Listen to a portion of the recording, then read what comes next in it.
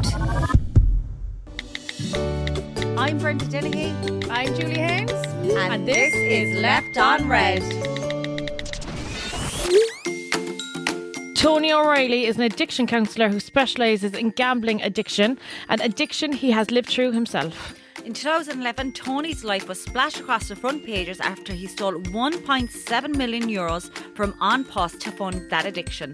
But since then, Tony has changed his life completely. He went on to get his degree in counselling and psychotherapy and now delivers gambling addiction workshops to schools and organisations all over Ireland. Tony also co-authored 2010, his best-selling book that tells the story of his gaming addiction and subsequent recovery. And today he's sitting down with us to take us through his incredible journey.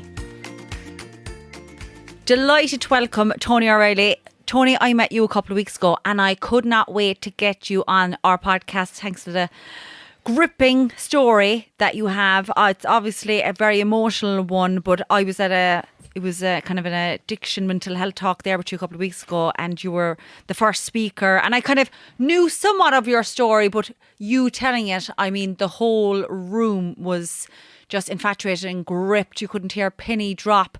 I suppose the backstory to it is about a gambling addiction, and you're the best man to kind of fill us in on that addiction. But I suppose before we kind of get into it, can you tell us a bit like where you grew up and your background and all that? So thanks a million for having me on. Yeah, I'm originally from Carlow Town, but living in Waterford at the moment. Grew up in the 70s and 80s, so I'm 50 last week. So yeah, Happy birthday. Yeah, thank you very much. Not a bit depressing, but it's all good. Yeah, I had a very normal upbringing. Love football, love playing sports, and yeah, I suppose now I'm living down in Waterford for the last 8 years with my partner at the moment, so it's all good.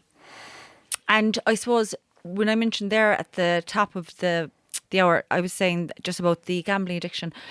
Your story, when you're looking back, can you remember when the kind of first sign of any kind of an addiction you had, or your first bet or anything like that? The first bet, it's was written about a lot. It was the quarter final of the World Cup between Holland and Argentina and France '98, and I was 24 and I placed my first bet, which is ancient in comparison to what we're seeing nowadays. And I was working at a bar called Scraggs Alley in my hometown of Carlow, and there was a bookies right beside it, and I went in out of interest with my friend. And he was placing a few bets on different events, but I just decided to put a £1 bet on Patrick Kluivert to score first for Holland and Holland to win 2-1. And we went up to watch the match afterwards. We two of us put £1 on. He said I was mad to do it because the chances of it happening were so slim. And my exact words were, it's only £1, it's only a bit of crack for the match. So we put the £1 each onto it, went up, and Kluivert did score first after 12 minutes, and the buzz and excitement I got when that goal went in was something I'd never felt before. Huge sports fan, big Liverpool fan, watched them over the years, ups and downs, but this was something different. And then that was even heightened when Argentina equalised after about 17 or 18 minutes, and for the next 70 odd minutes we kicked every ball, metaphorically headed every ball, telling everyone about the bet. Everyone was hoping Holland would win. And the game had sending offs and ups and downs, but I suppose Bergkamp scored one of the famous World Cup goals in the last minute, and we won the bet. And that was the first time I placed a bet, but it was also a winning bet. And probably in today's terms, probably the equivalent to winning €200. So we went out for a free night out. We got drunk. We stole lemons from behind the bar and started reenacting the goal using the lemons on the bar floor. And I remember going to bed that night thinking, this is easy, this is an easy way to make money. So that was my first ever experience of placing a bet. And generally when people develop a problem, it's usually a positive first experience. And that was very much the start of my gambling journey. But it didn't get bad for about 4 or 5 years until I opened up an online account, and it just took off in a different direction altogether. And watching the match, I suppose it was a bit more exciting as well because you had a bet on. So did that change for you then, as you're like, anytime there's a match on or a big soccer match, I'm going to put a couple of euro or a couple of pound down? Yeah. I suppose for the first couple of years it would have been when I was working on Saturdays in the pub. I would have done a couple of bets on the accumulator for Saturday afternoon. You'd be watching Soccer Saturday while you're working, and you know, you might win some weeks, you might lose, but I remember we did win €130 another week, and we had a free night out, so it was like we win, we get a free night out, but it wasn't anything major. I would have just done it at the weekends, but then when I got the online account, very much what you said there, I was kind of betting on every single game. I was gambling on matches all over the world. It wasn't just English Premier League matches or Irish matches. So for the first 4 years, you were just going in, putting a couple, like innocently putting a couple of pounds Yep. down, and then enjoying the match and whatever. So then, when you joined the online world of betting, that's then when things really kicked off. Yeah, because I got a €50 voucher for Paddy Power for a present, which is an unusual present to get. But to use the voucher, you had to open up an online account. So I was doing bets like a fiver on Roy Keane to get sent off, fiver on Michael Owen to score the first goal, bets like that. But then to lodge more money onto your online account, back then you had to do it by electronic means. So I had a credit card. So that was my lodgement method. I'm sure if you buy anything on credit, I'm sure if Dangerous, anyone yeah. listening, Yeah. it doesn't feel like real money. Yeah. But if you're gambling on credit, it definitely doesn't feel like real money. So the amounts of bets started to go up and the amount of time I spent gambling started to rise as well. And Tony, developed just to from go there. back as well, do you know when you're saying your first bet was 24? I suppose going back as a child, can you remember any addictive patterns? I can actually. It's when I was 10, my dad brought home an Amstrad CPC 464, one of the first home computers. That's definitely showing my age now. And a game called Fruit Machine came free with the computer. So you had to load it by cassette tape. That's how old it was. And I'd spend hours on end pressing the space bar trying to get 3 sevens on this game and trying to get up the leaderboard. So that was very much my first kind of experience with kind of, I suppose, gaming and kind of gambling within gaming. But when I was younger, shopping was definitely something that was very prevalent. I would have bought things to make myself feel better, to feel secure in myself. I would have always felt a bit insecure in myself when I was younger. And shopping became, for me, I used to have the best of everything, like the best of stereos. I was one of the electronic, there was an electronic kind of store beside us. And I was one of the best customers who used to get stuff on hire purchase. As soon as I'd one thing paid off, I'd buy another big telly or buy a stereo system. And when I was in my room surrounded by all this stuff, I felt secure in myself. So it was a false way of having that security. And I suppose when the gambling kicked in then, it was like, well, geez, I can win more money. I can buy more stuff. So it was kind of, two of them went kind of hand in hand. So you went online, and what was your your first big bet then online? The one I always say changed everything was it was the final of the UEFA Cup in 2005. CSK Moscow were playing Sport in Lisbon, and I arrived home from work. CSK Moscow were 1-0 down at half time, and they were 10-1 to win the game. So I decided I was going to put €50 on it. Now that would have been an average bet there. After about a year of having an online account, I was probably about €1,000 on debt on my credit card at the same time as well. So I was just about to hit bet now, and that's the first time I hit my gambling because my partner was sitting beside me on the couch, and I moved the laptop to the left so she couldn't see what I was doing. And I was just about to hit bet now when I saw that West Ham were playing Ipswich in the playoff semi-final. So I put a player called Bobby Zamora in as a first goal scorer. So I done a €50 double. Went up to have a shower, come down to watch the second half. Within 11 or 12 second half minutes, CSK Moscow had equalised them and 2-1 up. Then Bobby Zamora scored the first goal, and I let a huge shout out. I'm in the sitting room celebrating. And I generally don't want to shout to tell you unless Liverpool are playing. So my partner stuck her head in the kitchen and said, what's the story? Liverpool playing? And I said, no, that's next week. It was the Champions League final 2005. I was definitely screaming that night. But that's the first time I lied about my gambling because I told her I had a €10 bet on and I had 6 or 7 football teams in the accumulator. And I told her I was due to win €700. And just to kind of keep everything sweet, I told her that if I did win, I'd give her €500 towards getting stuff for the wedding. That was coming a few years later. So how much did you win? €4,950. And you told her you won how much? 700. So what happened then was I paid off the 1,000 off the credit card, put the money into her account, put money into my own account to buy some vinyl, the huge record collection back then. But I left just over €3,000 on my Paddy Power account, and I saw it as free money. So I started chasing that winning feeling, and then I lost that within the space of a week. And then I started chasing, I lost. I think I maxed out my credit card within the space of 4 or 5 weeks after that. So my gambling addiction really started with a €5,000 win. And you lost €3,000 in the space of a week. 1 week. Yeah. And Tony, how were things then? She was your fiancée at the time, and you were going on to get married. Had she any idea of the problem you had with gambling? No, because I could get loans pretty easily back in the banks back then. So I was able to get loans very quickly and very easily. But also because I worked in the post office, I could intercept the mail. So no one saw the bank statements coming in with all the loan transactions. No one saw the credit card statements coming in with 7 or 8 pages of Paddy Power transactions. And you didn't know how much money I was even earning because I used to hide that as well. So your whole life becomes about hiding everything from everyone. So no one had a clue right up until the very end. And it's an easy addiction to hide as well, because I think with drink you could kind of smell the drink or, they might be slurring their words or whatever. But with you, you just turn the laptop around Yeah. and you're betting away, do you know? Yeah, and then when the phones come in, it's like we're all spend a lot of times on our phones. So like you could be gambling away, chatting to anyone. Gambling away. Exactly, yeah. And you were working then as well. Yeah. So you were working in the post office. Yeah. So was most of your wages then going into Paddy Power, into Ladbrokes and all these? So I was moving up through the organisation. Like I started off as a postman, then I became a post office clerk, then I moved up to become one of the youngest branch managers in the country. So the wages were coming up. But I was lying about the wage increase. I kept saying, sure, I'm not earning that much money. I'm on probation. I'm not going to, you're just full of lies the whole time. Yeah. So like career-wise and family-wise, everything alongside the gambling was perfect. Like my life was good. But the gambling just kind of started to creep in and start tarnishing every single thing that was good in my life. Were you just doing soccer?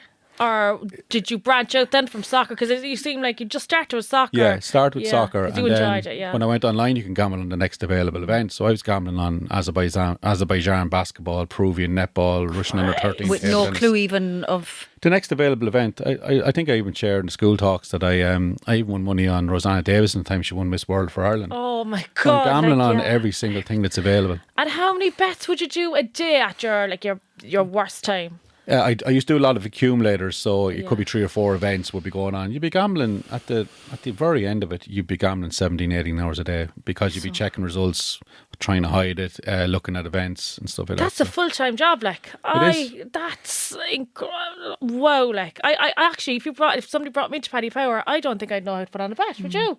I don't know how to write I probably this. would, to be honest. I have to be careful about myself.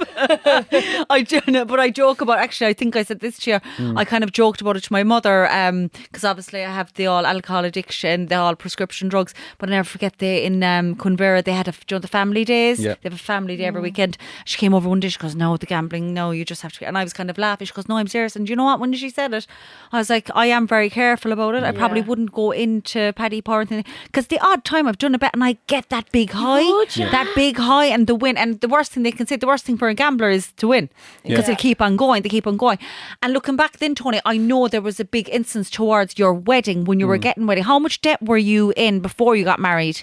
About 45,000 in debt because as soon as I maxed out the credit card start, I got a loan, paid it off, and I was always trying to win that money back. So about 45,000 euro, yeah. So you might pay back the loan, but then you're chasing. You're like, Yeah. oh, I'll keep going here now again, and it's a vicious circle, like, isn't it? It is because with alcohol, as you were saying, I think we can all agree you can't drink yourself sober, but Yeah. you know you feel you can gamble your way out of it, and you know pride, ego, fear was stopping me looking for help or support. So I just kept on trying to gamble my way out of it. And were you still going into the premises, or was it mostly online? Mostly you were doing? online because I didn't want anyone questioning if you're putting 400 euro in a basketball match halfway across the world. Yeah, and especially that you live in a small town as well, and I suppose people talk as well. Of course. And then there was. I'm just. I know when you were getting married in Cyprus, wasn't it? Mm-hmm. And then there was a certain incident where you were getting married. You needed the fee for the reception. Yeah. Can you tell us about that story? What So I happened then? suppose I gambled all the money twice over for the balance of the wedding. So when the day I got married, I didn't wake up thinking how beautiful wife's going to look or how the day was going to go, whether the best man was going to make an ass of me during the best man speech, which he did. All I was thinking about was, will this horse win in 2 days' time? Because I was waiting on a horse called Authorised to win the Derby, ridden by Frankie Dettori. And I needed that to win to be able to pay the balance of the wedding of just over 6,000 euro.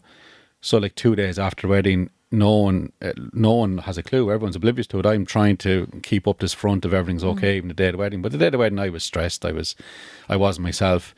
Again, it was one of many things gambling tarnished. But I remember sitting on the bed 2 days after the wedding, and the race was on the telly because one of the big races in England. And sitting there thinking, if this horse doesn't win, I'm not going to be able to pay the balance of the wedding. But luckily the horse won, or unluckily, I don't know what way to look at it, because it gave me that belief that I can always gamble my way out of every situation. What do you think you would have done if the horse didn't win? And you're with that fee probably beg, borrow, steal for paying. Because I was out in Cyprus, I wouldn't have had any option other than come clean about it. And do you ever look back on that and kind of go, I wish that horse? Is there many instances where you go, I wish that horse didn't win? Yeah, I think that's probably one, because maybe I probably would have had to face up to the problem earlier. But then again, would I have faced up to it and dealt with it? Would I have sorted and maybe said, maybe I'll go back in again? You know, similar to what you were sharing about the alcohol. You think I'm okay, maybe I can go back and do it a different way. I think it probably needed to go to where it went in my story for me to really get that low point or that. The big rock And bottom. then you went home after getting married and you were able to pay the balance because the horse won. What happened then once you came back to Ireland? I couldn't get any more loans at the time because the banks had told me not to come back to them for 2 years at least because I was maxed out with loans. So I decided I was going to devise a system to beat the bookies. Okay. So I started researching horse racing, researching soccer matches, everything. Now my gambling changed. I couldn't get any bets online, so I reverted back to going into the bookies. So I was doing a lot more lottery gambling, trying to win big amounts. I was doing €10 bets on 15 team accumulators, trying to win tens of thousands in one go, like doing these mad bets. So I was waiting to get that loan off the bank, and my plan was to beat the bookies.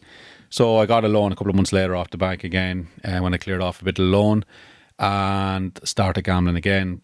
But if you have a gambling addiction, you don't wait till the weekend, till the good soccer's on, the good race on. You start gambling on the next available event. And stuff like the Azerbaijan basketball and stuff like that, I lost that money in the space of a couple of weeks. Then I got another loan a couple of months later, and so on and so on. And at this stage, you were going into the premises? No, still online. You were Always still online. So I online. get the loan and I transfer it electronically onto my Paddy Power account. Yeah. And I wonder if you were going in like every day and making all these different bets, do you think the lady or the man behind the counter would be like, would red flags, like would they say, okay, I think you have enough? Is there any system there? Or There is, but probably not as much back then. Like the safer Okay. gambling is a little bit better nowadays, but still far off from where it should be. Like back then, there was no one saying stop to me. Like, they were still taking the money.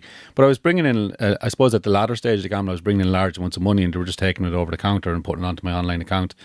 Like I used to gamble mainly in Gorey and then Carlo Paddy Power, but sure, they used to buy me presents because I was a great tipper.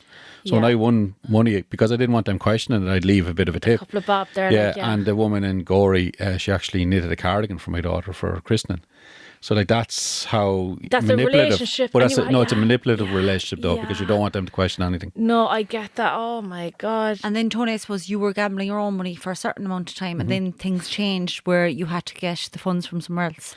That's a nice way of putting Just- it. Get the Well, funds the of some- kinder way of doing it. Yeah, so I suppose I had just exhausted all means to get money, and I was still so desperate to try gambling my way out of it. I started stealing from my employer, and I justified it, rationalised it. I just borrow it. Like to say for fraud to happen, there has to be three elements: pressure, opportunity, and rationalisation. The pressure I was under was immense. The opportunity was I had access to the safes, and I rationalised I just borrow some money and I'll pay it back. Sure, I'm going to win. Sure, like I'm after researching everything. I'm going to win. But I started stealing from my employer. Started off with a couple of coin here and there. I used to manipulate coin bags to make them look full. Because you're working actually post office. I was the manager as well, so I had access to the full safe. So I knew the systems. I was able to manipulate systems. So the coin bags for €2 would come, kind of a pink bag with €1,000 in it, 20 bags of 50s, as far as I remember. I used to take out 3 or 4 bags of €2 coins, so it'd be 150 or €200, and I put in a 10-cent bag instead because it's the same weight as 3 other bags. yes, So yeah. that I knew that the audit team come in, they'd weigh the bag and it'd be near enough the same. Yes. And you'd have it sealed so they wouldn't open it. And I knew that from kind of watching other audits. So when you have a gambling addiction, you start to become very resourceful. You start watching and it sows the seed in the back of your head of ways you may be able to get money. Yeah. And then I stole a couple of €100 and then it quickly escalated into thousands of euro. So I used to actually take it from bales of cash. So the money for the social welfare or the pensions will come in 10 bundles of 5,050s, sealed in this kind of plastic wrap. And I get a blade and I'd slice down the corner of the bale of notes and get needle nose pliers, put out 2,000 or 3,000 euro from a bundle, seal it back up, put a little black mark so I knew which bundle was missing money, and I put it in at the back of the safe. So to the naked eye, it looked like 50,000 euro, when in fact it might be only 47 or 48,000. So by the time I got my first cash audit, I'd stolen 8,000 euro. So 3 of these bundles were missing money. And I knew from my experience of seeing the audits in the past that generally if they look full, they just count them. Yeah. 10 bundles. But so I got through my first cash audit. How long was that going on now? How long were you robbing now from this post office? It was only a short period. Probably, I'd say it was. I still haven't really put a figure on it. I'd say it was just over a year. It started off with that, and then I remember I had one of those rare moments of clarity when the audit team left. There was only a fella on his own doing a cash audit. When he left, I rang my mum and I asked for help. But I didn't ask for help in my gambling. I asked for financial help. So I got a loan of €8,000. From your mum. And I told her it was for mortgage payments or something. I made up something like, again, the blue-eyed boy manipulating situations. And then I got to check. I dragged her into the credit union in Carlow, got her to get this loan out, and I was to take on the repayments. Yeah. And so I had to check in my pocket one Thursday, and my plan was to put it into the safe. And before I got a chance to put the check back in the safe, the second audit arrived, and they take over the office for the full day. So I'm sitting there with the check in my pocket. They're checking the safes. They took out 5 bundles out of that particular safe that day, and 3 of them bundles are missing cash. Were 3 to 5 that were left in the back of the safe, so I got away with it. Yeah. And you can imagine, like, they're even saying, "I will see you in a couple of months, Tony. Fair play, the office is running really well." And those words are ringing in my ears because I'm supposed to put this check back in, but I go to the safe and kind of go, right, they're not coming back for another couple of months. I've already gotten away with this once. Yeah. I'll get away with it again. So instead of putting the 8,000 back in that I'd stolen, that was my plan, I took the money, put it into my Paddy Power account and started gambling. And then I lost that within a few weeks as well. And then I started stealing more and more money. Gosh. Was there any time that you were hoping they caught you? Probably near the end, I'd say, because I was so it's kind of mad to describe. You just go into this gambling bubble or frenzy or fog or whatever you want to call it, and you're just desperately just trying to fix it. So it's at moment you come out and you kind of go, geez, what am I after doing? But I always was convinced I could gamble my way out of it, because that's the gambler's fallacy. You're convinced that a big win is coming. All you do is keep on doing the bet. You're bound to win. I suppose at the end I was kind of, I was just done with it at the end. Like, I won huge amounts at the end. Did you win? Was it like 9 or 10? How much did you win in fun? I think I won nearly €500,000 one weekend. I'd done 146 bets and won 125 bets and won 46. But the problem is I'd stolen double that. So like it was just mental. It was. Do you know how much roughly you stole from the post office? 1.75 million. 1.75 million you stole from the even post like office. Say it nowadays. It's 13 years ago, and even to say it now, it's mental. I suppose going back to before, kind of like, I suppose, your big rock bottom, I suppose your wife got pregnant. She got pregnant during kind of this period when you were kind of taking funds from the post office? Yeah. And I remember you saying that how you felt at the time should have been the happiest time in your life. Yeah, but it should have been, but it was tinged with sadness, because I knew I was in a world of trouble. I think I'd stolen about €68,000 at that stage. And I knew I was in a world of trouble. It was one of the best moments of my life when my daughter was born, but you're just kind of thinking, what kind of world am I after bringing her into? I'm a horrible person. I'm not, you're that self-loathing that comes with being in addiction or being in that space. And I'm just thinking, like, how am I after getting here? But then you're always thinking, I'll just place a bigger bet and I'll get over it. And you had moments where, there was a moment where a one team let me down for 14 team accumulator that would have got me back. But even if I had gotten back, I would have started again. Was there ever a time where you're like, I will stop now? Like, I'd be like that before with the alcohol, but this is my last night, no, it's my last can now. And try to be at it again the next morning. But was there ever a period where you did probably go a day or two and you thought, look, I'm going to recover here now from this? Stage, I think there's always, I remember I won, I would think it was the World, I can't remember which World Cup it was, probably 2006 World Cup. Or it could have been 2010. I'm not sure. But I remember I won €10,000 on a bet, and I remember thinking to myself, like, this. It was the only time I would have been up, and I said, right, pay off your loans. You have €1,000 left. Get a holiday, and that's it. But the GoLoud race was on the following week, and I was, I sure don't need a holiday. I'll just spend 1,000, and I just ended up gambling it all, and I lost it all. And that was like that morning. I woke up and said, right, I'm not going to do it. This is it. I'm done with it now. I'm after getting back. But that was probably one of the only times. I remember I was talking to my friend Niall at the counter in Scraggs. I was out that night. I was telling him she's out to win a lot of money. No, I didn't tell him how much I won. Yeah. And I remember saying, just mind yourself at that time. You're talking about it a little bit more than you usually would. Just mind yourself at that. But I lost that €10,000 in the space of 3 or 4 days in the Galway races. And the feeling of losing the money then, Tony, can you describe that to people, who don't have a gambling addiction or people who don't gamble? It's hard to describe it, because I suppose it's extreme ups and downs. Like you could be dancing around winning loads of money one minute, and after you gamble nearly all of it the following minute. It's that the lowest point. I remember, like, when my wife was having morning sickness at that stage of pregnancy, I was waking up each morning and dry retching and getting sick with stress in the other bathroom, like that. It's like when I suppose when you feel real stressed and it feels like your stomach's just going to fall out. That kind of that feeling you get when you get a bad news about something. It's nearly that the whole time. And it was nearly like there was someone constantly, the only way I used to describe was someone was constantly there with the pressure on my head, like holding my head for the all time, always putting pressure on it. So it was always that sense of, a sense of being lost, I suppose, in yourself. Like it was like I was a different person. It's very hard to describe. It's an out of body experience, I would say. Like, and the lowest of the low you could ever feel, probably feeling that probably most of the day. And you wake up in the morning, you kind of go, do you know that? You wake up in the morning, kind of go, everything's okay, and then you remember. Oh, yeah. You know yourself from your own experience. You kind of go, oh God, here we go again. And how long was this going on? I suppose the addiction part of it probably 6 or 7 years. The real stress part of it probably about 14 or 15 months. So in those 6 or 7 years, you stole 1.75 million. No, I would have started stealing money. Probably it would have been only a short period of time. I would have started stealing money probably in May or June, April or May, and I would have been discovered probably over about 14 months was all the money was stolen. And in the latter stages, I was stealing €75,000 a week. So just grabbing 3 bundles of 50s every day, €15,000.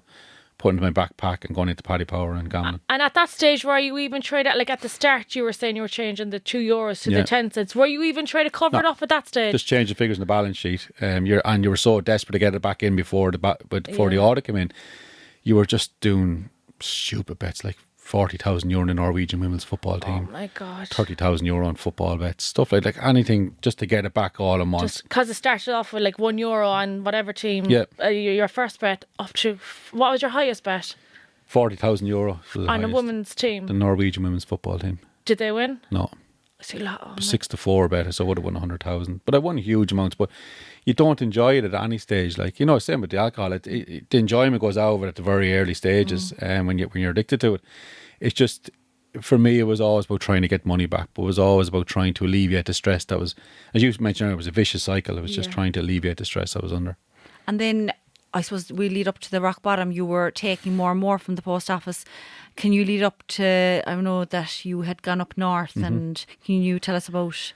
Yeah, so I'd gotten through 3 audits. The third audit, I'd stolen €293,000. So I remember, it was the walls were starting to come in around me. Like it was probably May, June, and we got a surprise audit, and I arrived into work on the Wednesday. And I remember I was at the Budweiser Irish Derby as a VIP the week before. Like as a VIP, you get brought to all these events.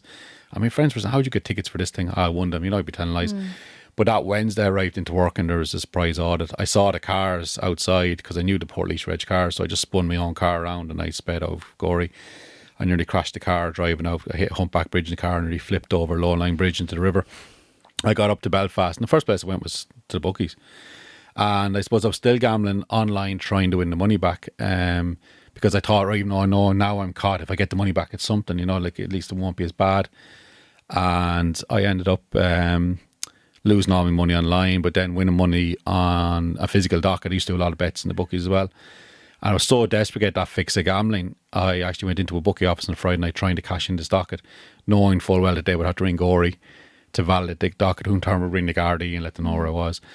So what happened when I left that bookie office that night, I was caught on CCTV cameras. The pictures were circulated. My dad got a look at this picture when he was in the Garda station looking for me. My best friend Niall had gone around all the beaches in Wexford and Waterford looking for me, thinking they were going to find me dead, because the news of the theft and the amounts of money started to filter through.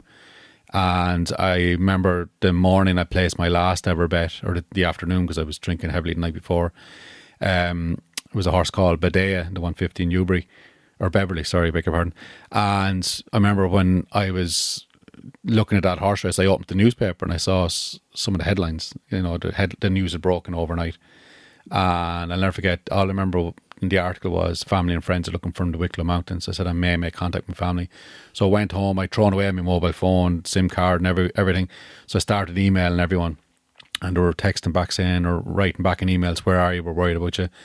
And then I heard that they were in Belfast looking for me, and something clicked in my head. And I Googled how to take my own life a couple of weeks before that, and I decided I can't do this anymore.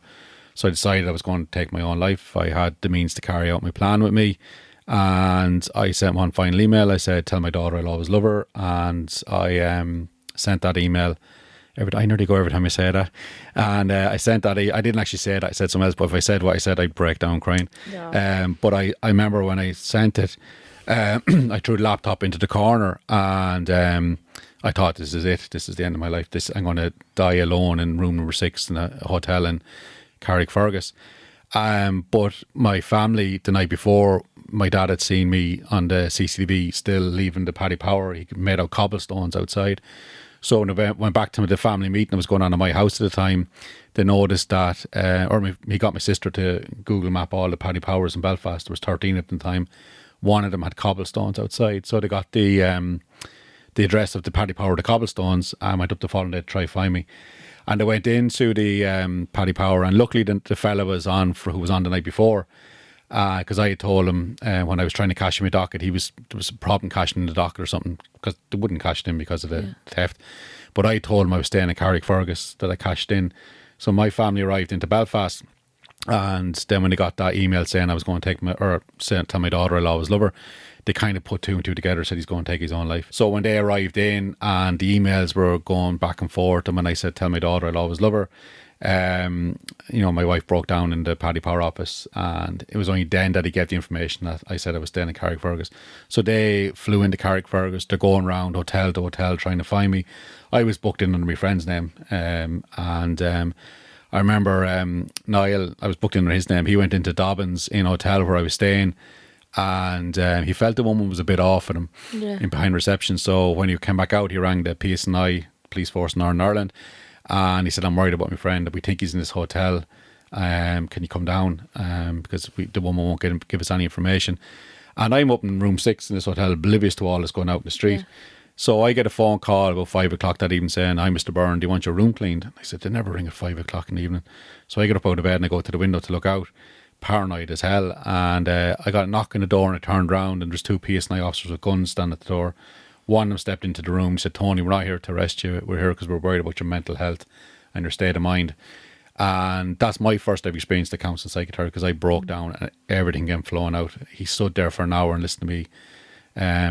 I just collapsed on the bed and everything came flying out. And he left, and my family members came in out of the room. And the relief was absolutely huge, but I suppose it was short-lived, I suppose, because it started to hit you then, the enormity of it all. So it eventually got me into the back of my sister's car. Herself and her husband drove me back down to Carlow, stopping in to get a bottle of water. My pictures in front of all the national newspapers. The news had broken publicly overnight because the amounts of money involved, and because of the 2 organisations involved on Post and Paddy Power. But it wasn't until I got home and saw my mum for the first time that it really hit me. Like, the look of disgust and disappointment she gave me, I'll never forget for as long as I live. And that's when I knew I really had to, change things and look at this. Yeah. There was an ironic moment as well, Tony. I think, was it when you were pulling up to the audit, whatever, that actually Paddy Power himself rang you? Yeah, that would have been a previous audit. So the weekend I'd won €462,000. Like, I woke up on a Tuesday morning thinking, this is it, just double the money up and you'll win it all back. And so I used to gamble while I was driving. The only way I can describe it is that, I needed to have a bet first thing in the morning to stop me feeling like my head was going to explode. So I was trying to place bets this morning, and I used to gamble while I was driving. The mornings that I wasn't gambling when I was driving, I had an old portable DVD player. I used to jam it into the dashboard of the car and watch episodes of Prison Break while I was driving, just to keep my head from feeling like it was going to go thinking. mad. Yeah, exactly. Just to try. It's like a switch off. Yeah, it was mad, because you think driving would do that enough on its own. But so I remember that morning I got into work and I set up the laptop, and I opened up my Paddy Power account. There's €462,000. The online systems were down that morning. I couldn't place a bet while I was driving. And I looked over the safe and I went, right, just double up the money, because I'd stolen €900,000 at this stage. And that moment, I looked up to the cameras. I saw the audit team walking in, but it was 3 different lads from Dublin. And they came in and said, Tony, we're here to check security. And I'm shaking, handing the keys to the safe, because I think they're going to open the safe and there's nearly €1 million missing. And they said, no, we don't need that. We're here to check the viability, putting in a Dropbox safe. And I said, what's a Dropbox safe? And I said, it's, where the secure core fellas will put the money in through the hatch, through the wall. And this will heighten security no end. And I was just thinking, if only they knew, the person stealing money from this one stand in front of them, they don't have to worry about anyone else doing it. Yeah. So they measured up, and probably, myself to yourself aware, Brenda, they were measuring up. And I got a phone call in that moment. I'll never forget to kind of answered it. It was an 087 number, I think. And remember I answered the phone and the person at the end of the line said, "Hi, is this Tony?" And I said, "Yeah." And I said, "Who's this?" And he said, "Hi, this is Paddy Power." And I went, "Paddy Power?" And he said, "Yeah, from the organisation." So the head man rang me that morning and he said to me, "Tony, this is my private number. You need to ring me to place a bet because the systems were down." And I was kind of thinking, no, you're okay. So I just ushered him off the phone. Now I've heard since it wouldn't be unusual for that to happen because I was one of their biggest customers at the time. But I was imagine like being on him on the phone, a million nearly missing out of the safe, 500,000 on your online account. It didn't matter because I started gambling a few minutes later when the audit team left. The online systems came back online, and 31 bets later, 30 losing bets later, and 12 hours later, I'd lost nearly €500,000 online. Oh my God. Just a series of €20,000 bets and just lost it all. And then the following day started the whole process again. And to fast forward again to your rock bottom, your disappointment with your mother, obviously there was consequences to face. I suppose, did you realise then I have a problem that you had a gambling addiction? I mean, Probably not. You hadn't realised it then? I tried to get into all the different private clinics. I had health insurance, but gambling wasn't covered on any health insurance back then. So I went into Coomberra in a Thai, and I still went in thinking, sure, so I was only, I don't have a problem. Like I'm not. Look at all them people. Yeah, it was just bad luck. I'll go in now and they'll teach me how to do properly. I'll be grand. Like, I remember I was flying around looking for Oisin McConville's book called The Gambler, trying because I thought that'll have all the answers. Sure, let's read that and I'll be fine. Yeah. How naive. And I remember going into the door and I seen like Coomberra, a place where I changed myself, not anyone else. Yes, I know. There's trauma going in. Like, and when I was walking into Coomberra, like, you know, the drug unit was there as well, and there was 6 lads in pyjamas downstairs the door, and I said, "What kind of place?" In the Paisley pyjama. I said, "What kind of place is this?" I'm laughing because I was the exact same when I went in. And I went in, I remember I was rattling going in, and I just thought, God, this is... But then I remember when I was doing the assessment with the nurse, I felt the non-judgmental, and I felt I felt the empathy, and that really helped me settle in. I done the 3-month program. Like, I celebrate my daughter's first birthday in there. Like, I always share, I don't know whether I shared it the other night, but I always shared a story. It just shows you how gambling wasn't looked at back then as a real issue. It was my daughter's first birthday, and my family brought in a cake, and there's a picture of me and my daughter and the birthday cake. And minutes after that photograph was taken, one of the nuns came over and said, "Hi, do you want to buy a ticket for a raffle for a fundraising?" Oh. And I kind of going, "I'm in for gambling." And of course, my wife says, "Yeah, sure, it's she bought tickets, so it's only..." And I said, "Why are you doing buying a ticket? They think I'm gambling, I get kicked out." Because I knew I had to be there for court case reasons and for obviously trying to get... That was my main thing, first of all, going in for court case. Of course. Yeah. That's what you used to hear in Coomberra. You hear for yourself or for courts or for family. Kids, yeah. And I remember, like, she bought a ticket, and I got called out of the nurse's station about a week later. And you know yourself, you're only called down if you're on Librium or if you're in trouble. And she called me into the back and she said, "Can you give that to your wife?" And I said, "What's that?" And she said, "Oh, your wife won first prize in the raffle. She won €500. So I'm in for a gambling. My wife wins first prize in the raffle, but that she gets me the check.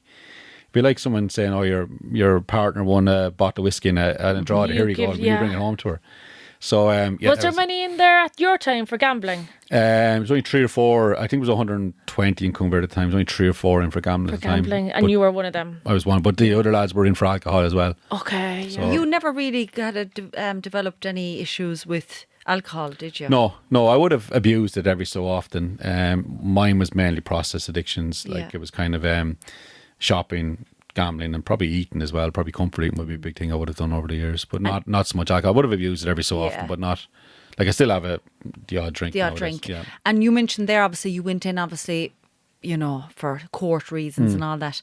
You obviously had to face the consequences. Can you fill us in a bit about that? So I left Coomberra in October of that year, and then I was arrested 3 months later in December. I was processed and charged and told it would take about a year or so to go to prison. So I suppose, you're waiting for that to come up. I'm back doing voluntary work in Coomberra because I got so much from it. I wanted to give back and try help other people coming through with gambling, because gambling wasn't really done, I suppose, as much as it is now in the Coomberras.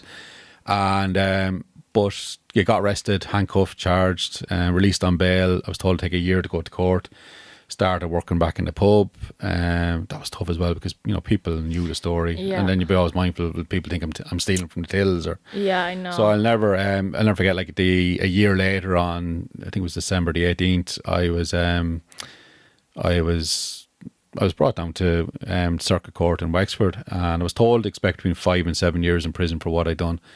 But there was a lot of mitigating circumstances that would chip away at the sentence. Like, I hadn't benefited financially from the money. I wasn't driving around a big car. Yeah. I wasn't going on holidays. I wasn't leading a flash lifestyle or anything. Like, all the money I'd taken went directly into the Paddy Power or into gambling, every single penny.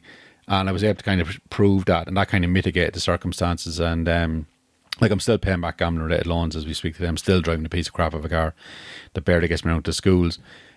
So the judge then decided. I'll never forget. I was standing in the dock, I suppose, one might call it, and I talked to someone in Coomber before and said, if the judge starts talking about the negative things first, you're okay. If he starts talking about the positive things first, you're in a bad space. So I remember she started talking about the negative. I said, right, I'm okay. It's just negative. You're on your own. I'm playing the memorare in my head, you know, the one. Yeah. Oh God. Oh gracious. Yeah. So that's going on in my head, and it did help. And I got loads of holy medals from all the they were brilliant throughout. And I must say, like, same as you could hear them jangling in your pocket with the shaking. And I remember I heard the word 6, and I just looked down my friend who just shook her heads, and then she worked it back. So I ended up with getting a 4-year prison sentence, one suspended, for theft and falsifying accounts. And where did you serve that then? I ended up. I was the night before that. I was remanded in Clover Hill. Then I was brought to Wheatfield, and then I was moved down to Midlands, Portlaoise. How did you find prison life then? Tough, but I suppose going through treatment that prepared me mentally for it. I was fairly mentally tough at this stage, totally different than the introvert Tony from my younger days. But I was mentally prepared for, but nothing can prepare you for going in there. Like, you know, even the intake, the sitting on the X-ray machine with a small towel around you, handed a carbolic soap and a pack with.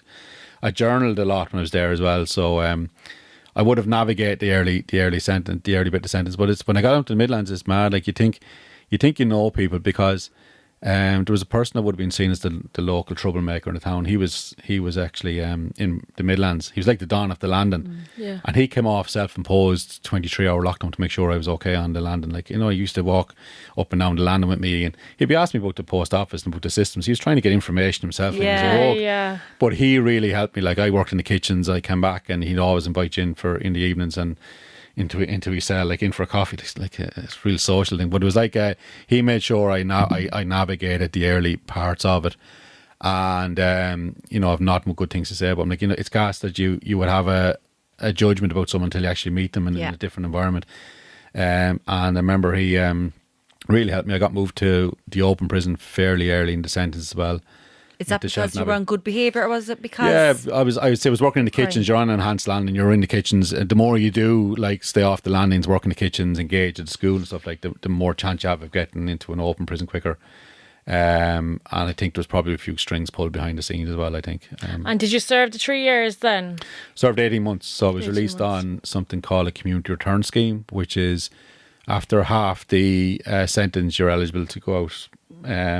You're released back into care of probation, signing on once a day in the Garda station, once a week in the prison, picking up papers around the local community, stuff like that. But you do get a chance to get your life kind of back on track. So, and how did you get your life back on track then? I had studied to become a counsellor, I suppose, while I was in.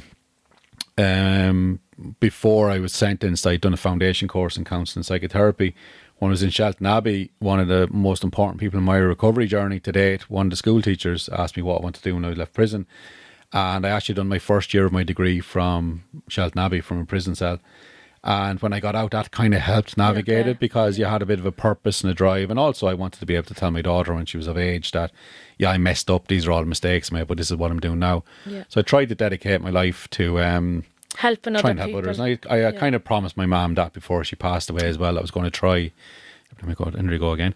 Every time, like, I was going to try to have some good come out of it. And like, that was a mantra that I kind of try to live by. There was a great book called Zen and the Art of Happiness by Chris Prentice, and there was one line, what good thing will come of this? And I try to live my life to that, like, what good could come out of any bad situation. So I kind of I suppose since then I've been kind of trying to help and support others in their journey of recovery, trying to help create awareness around this problem, often at personal cost as well. And obviously it brings it up for a lot of other people as well and hurts a lot of people, but trying to create awareness around this hidden addiction so that someone might have the courage that I didn't have to come out and ask for that help. I do a lot of school talks. I was just about to ask that about the school talk. Like, how do you tell a group of lads, like young lads that are into soccer, that are into sport, that are into horses, whatever, to mind yourselves? Like, do you know what? It's how you, I suppose, how you kind of portray the message. I'm not anti-gambling in any shape or form, but I am anti-gambling harm. I'm sure you're not anti-alcohol, but I just can't do it. Yeah. So I don't go in and preach at them and say this is what you shouldn't do or should do. I say this is what can happen and this is what happened to me. And again, I suppose I speak very authentically about it, and they can probably pick up on that. So I do the story through PowerPoint. Okay. And the sports element, and I've a couple of funny videos in there as well. Like that kind of engages. But then you will do a little bit more about psychoeducation around probability and chance and game design, and a little bit about gaming and gambling in the second part of the presentation. So you do 2 hours with the students. Generally, I hold their attention for the 2 hours, which is good. Well, it's a So very go on. interesting story, Yeah. to be fair, Tony. My jaw is on the floor here, like, and you have a book as well out, Tony 10, is that? Yeah, it's out about 6 years now.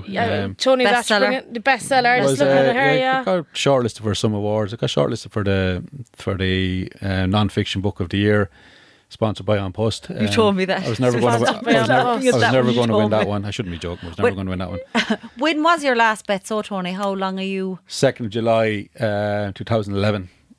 So I'll be 13 years free in a couple of weeks, and it's actually a lovely anniversary because I'm actually be longer not gambling this year than I ever was fully Oh, gambling. yeah. I It's get a nice you. one. I don't really celebrate the days as much as I would have at the start. Yeah. But And it's would there 13 years. be, I suppose, we'll say now leading up to Galway races, would you be aware of that? No, I couldn't even name one horse at this moment. Yeah. I'd be aware it'd be on because you'd hear people talking about, but it's kind of the external triggers for me to gamble are a little bit like white noise in the background most of the time.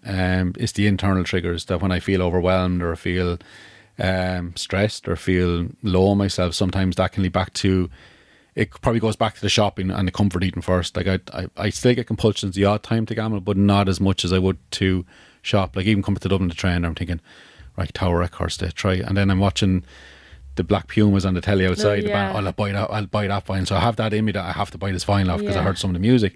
So that's still very much in me Bit that of I have to. impulsiveness. Yeah, it's still. Would you very reach much. out for help? If Yeah. Yeah. I do. I have supervision. I still engage my own counselling every so often. My partner's brilliant to support me. I'm surrounded by a lot of really good people and I suppose the big part of my recovery, I'm sure you'll agree, is being open and honest and owning And having a it. wonderful family. Yeah. From what you said there about your family, the way your dad copped the cobbles outside Yeah. Paddy Power, knowing you were in Belfast, Yeah. Googled all the different Paddy Powers, zoomed in, found the cobbles, and found you. Yeah. I just think I'm bawling over that. That's It's mad how they found the Yeah. family. Like, and luckily they did because Yeah. I could have been another one of those gambling suicide related statistics, which we heard so And much that's about. pretty high, isn't it? The gambling related suicide. The one in the UK is there's one gambler at suicide every day. So by the time we all go to bed tonight, someone will have taken their own life because of gambling addiction, and like that's one person too many for something that's supposed to be fun and entertainment. So it's something. I'm lucky that I'm one of the few that's come out, and like I always say, my story is a story of addiction and theft and money and bets and Norwegian women's football team, but it's a story of hope that you can come out the far side and have a life that's very fulfilling. It's normal. It's ups and downs like everyone else, but also I know how to cope a little bit better now than I did before. Before my coping skill, well, a little bit better. Like shopping is still there a little Yeah, bit, but yeah. I'm a lot better, and I'm able to allow myself to be vulnerable and ask for that help. Whereas before I didn't know how to. So that's the one thing I learned in Cumbera and probably in the 13 years recovery is how to ask for that help and that support, and hopefully I can impart some of that knowledge onto other people going forward. And most importantly, you have peace of mind as well. Hugely. I remember one of the nuns in Cumbera, she said to me, you have to get to a place with peaceful regret. You can look back and give out to yourself. And I do sometimes. Like it comes up every so often where the guilt and the shame hits me like a ton of bricks. I still have reoccurring dreams or nightmares, you want to call them, every so often. I'm back in a situation waiting to be caught again. So there's probably still a little bit of trauma still there over the whole thing. But I remember she saying you have to get to a place with peaceful regret. And it was always a lovely way of putting it, because that's where I am. Like, I look back every so often and say, geez, how did every time I mention figures, I kind of go, how did I get to that? But I can look back now and say, I made a mistake. I'm trying to be the best version of myself going forward for me, for my daughter, for my family, for my partner. I don't always get it right. Like, no one does. No one's perfect. But I try to be the best version going forward. And so like I always, another thing I'd always say is like I had to try separate who I believe I am as a person now for my behaviour in addiction, because I wasn't a nice person in addiction. I was a horrible person, but I believe now I'm pretty okay. So I have to try remind myself of that every so often, because you do get enough reminders on a day-to-day and week-to-week basis of the damage you caused and the hurt you caused as well. So it can be tough. Tony, on that note, we thank you so much for coming in. That's just an incredible story. So thank you for sharing it with us Thanks today. a million for having Fabulous, Thank Tony. you. And Thank your you. book as well, if people want to get it online and any Yeah. bookstores and all It that. is. Tony 10. Thanks, Tony. Thanks Thank very you. much. Thank you. Since then, Tony has changed his life completely. He went on to get his degree in counselling and physiotherapy, and now Psychotherapy.